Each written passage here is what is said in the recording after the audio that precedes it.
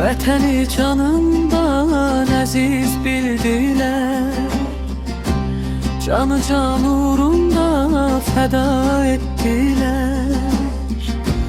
Ömrün yaz çağında olan şəhidlər çəmənə, çiçəyə vida etdilər. Laçın, Kəlbəcərim, Ağdam, Füzulim İllərdir həsrətlə gözləyir bizi.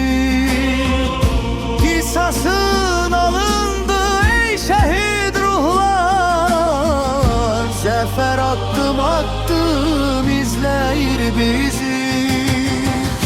Qayalar üstündən çığır saldılar, gəldi Şuşamızdan azanın səsi. 3000 bəstəkarın əl işinə bax, yazdılar qan ilə zəfər nəğməsi.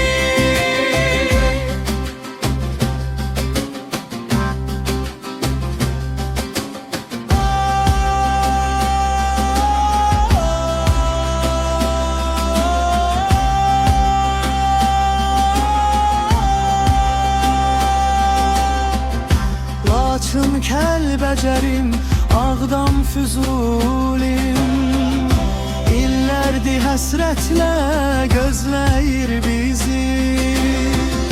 Qisasın alındı ey şəhid ruhlar, zəfər addım addım izləyir bizi.